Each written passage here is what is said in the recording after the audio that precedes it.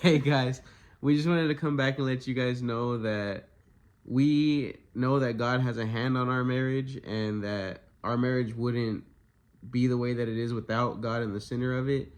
And also that we had been praying for each other long before we even got together. I know for a fact that I had prayed for Sarah and the things that I wanted in a wife before I ever even met her. And, you know, my dad had always told me to make sure that I always prayed for the wife that I wanted and to be pretty specific. And I feel like I got exactly what I wanted. Wow. And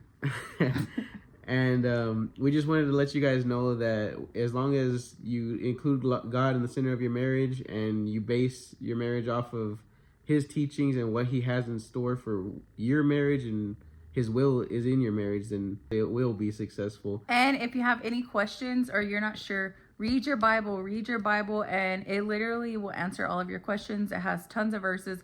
You can even like Google like, hey, what are good marriage or relationship verses or whatever, and you can Google that and it will literally tell you where in the Bible you can find that information. So I know that that's what we do. But also just making sure that you're carving time out of your day to spend with your spouse. And even if it's a devotional, a Bible study, reading a book together, that's what we're doing. We do our own Bible study individually, and then we also read a book together. You can definitely see a difference in whenever we spend time reading together. It sets a tone for our day, it sets a tone for our morning, and everything is so much smoother. It is hard sometimes to wake up an hour earlier than what you usually do because it depends on how bad you want it. You have to carve that time out for each other to just help strengthen your relationship. As long as y'all are both on the same page, then you'll find success in your marriage. So we just encourage y'all to just keep working at it. And we just wanted to start the video off by saying that, hey guys, welcome into the Talk of the Shop. I'm your host, Isaac Jaramillo. And I'm Sarah Jaramillo, and we are here to give y'all the introduction of our podcast.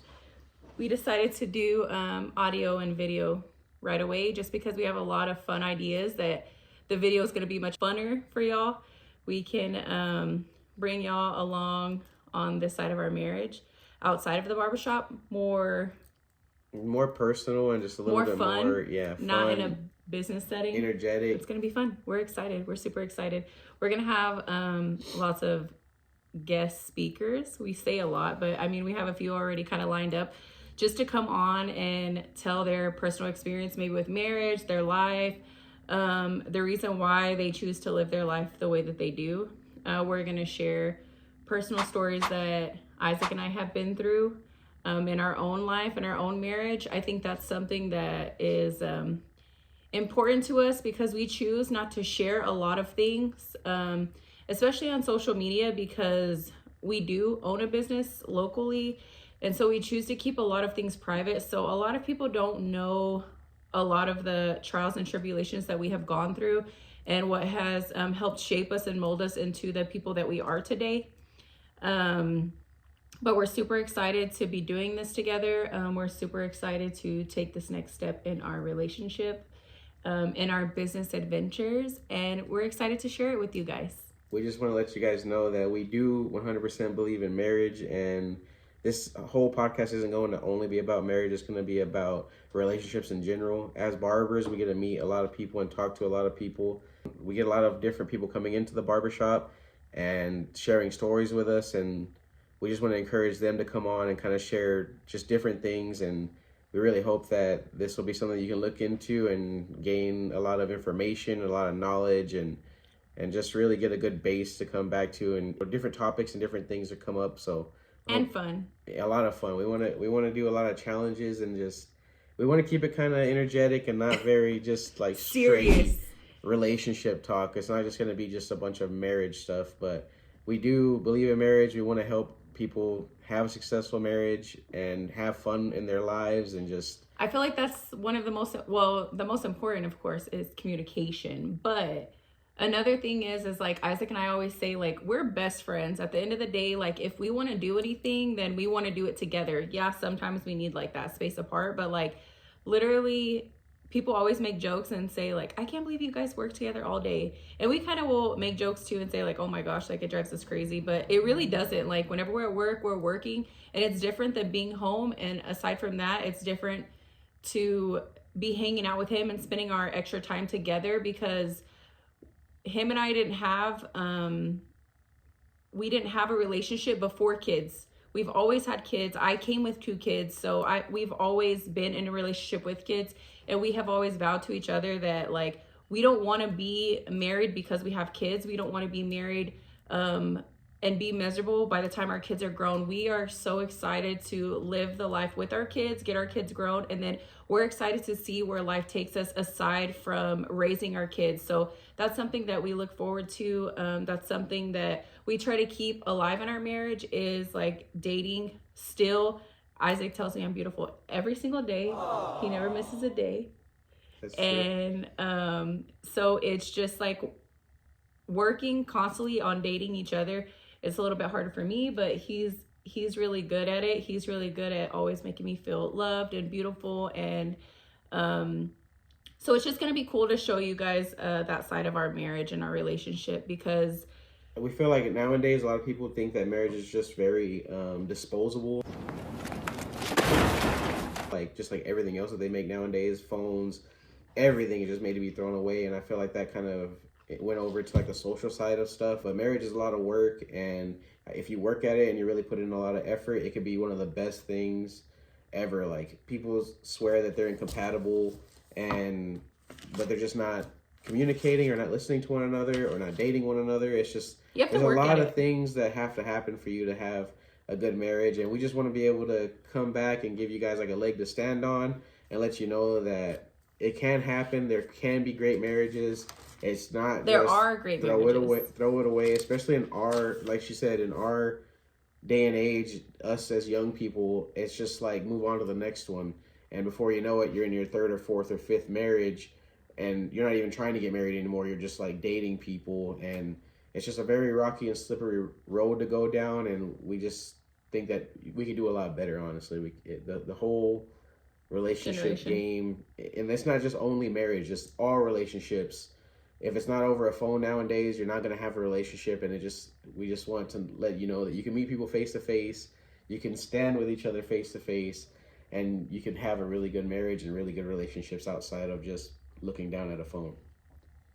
And one of the biggest things, I already mentioned it earlier, but one of the biggest things that we always say is so crazy is couples don't communicate in a way that they should. I mean, it's crazy to think that like your spouse gets off work and you're already at the house, and then they'll just go take a shower and eat dinner, and y'all never really have a true conversation Or aside. if y'all sit down at the end of the night, y'all are catching up, kind of like How the day you're was. seeing your buddy at the store who lives 3 houses down, and you talk to him once every month, and hey, how's it going, man? How's the weather? How was work today, Very babe? surface level Yeah, just communication. no. And we only know from what people share with us at the barbershop and what people come in and tell us. So this is information that has been told to us through the years.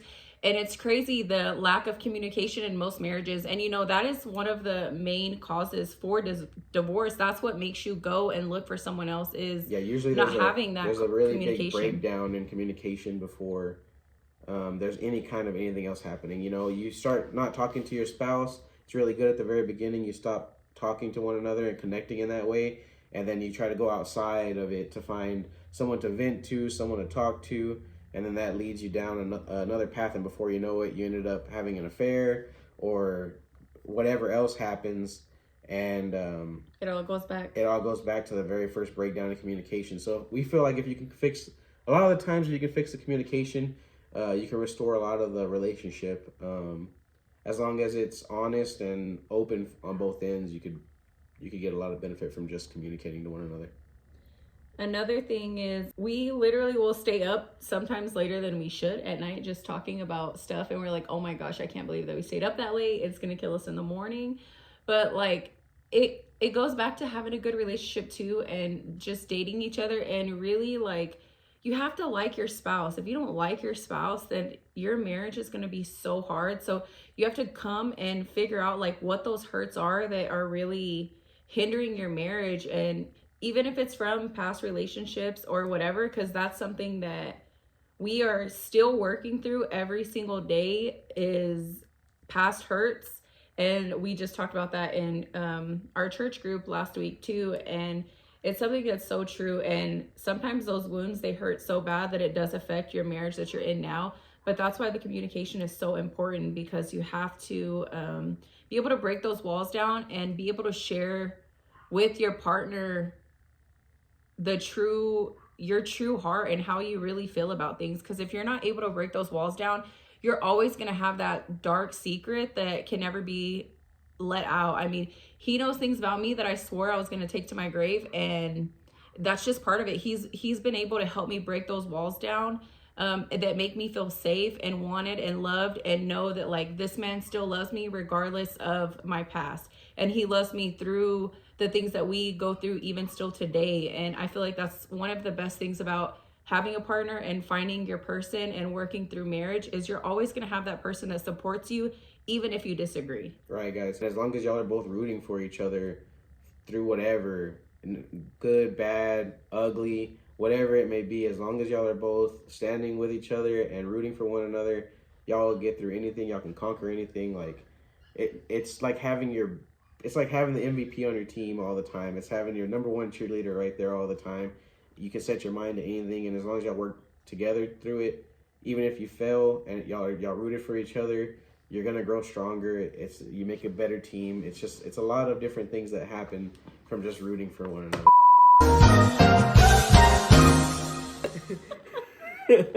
Hey guys, we're back. Sorry, we had some technical difficulties. I got it figured out.